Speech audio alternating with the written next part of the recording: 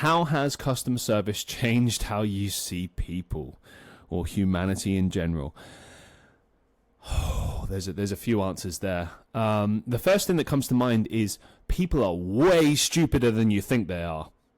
Oh my God. The general public is full of morons, idiots, just people that do not engage brain, that do not, and this is the thing, I'm not kind of attacking people like, oh, you need to reach this intellect level and have gone to university and all this crap.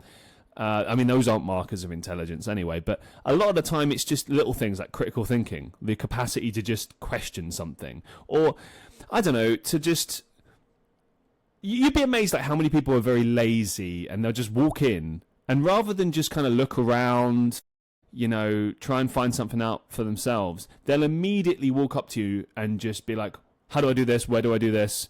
It's almost like they're asking you to just, like, can I use your brain? Because mine doesn't work. And it's like, just, have you tried?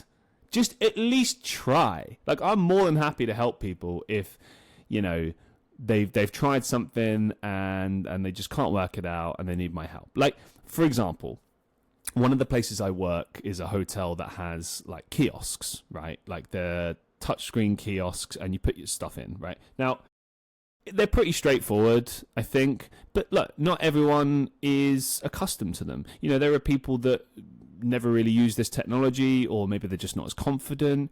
We forget sometimes that people have like dyslexia and stuff, you know.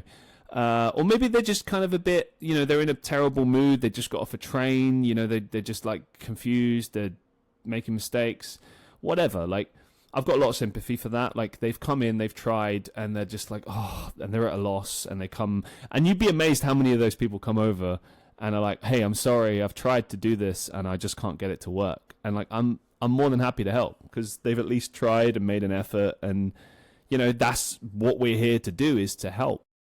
But I think there's this kind of misconception a lot of the time with customer service that you're just there to wait on their every whim.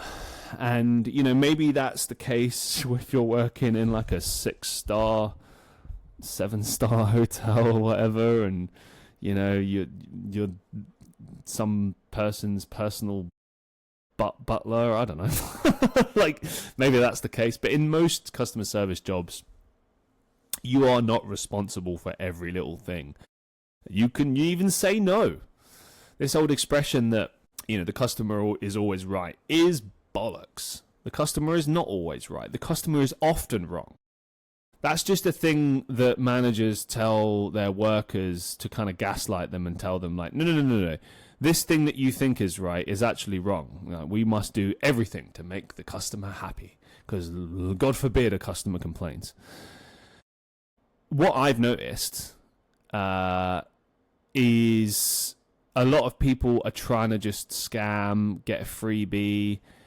They try to gaslight you a lot as if you're stupid. You know, they assume you're stupid. A lot of people have like psychological issues, like maybe they feel like the people, I will say this, and I'll reiterate this. This is a really important point that I made in the last show. Most people that walk through the doors are lovely. Most people, most customers that you're dealing with are lovely, right? They're just normal people. But the people that aren't, obviously they stand out. They're the ones, they're the exception to the rule, but they do stand out. They take more of your time. They are tiresome, difficult, you know, pick your word, really. They're a bit of everything.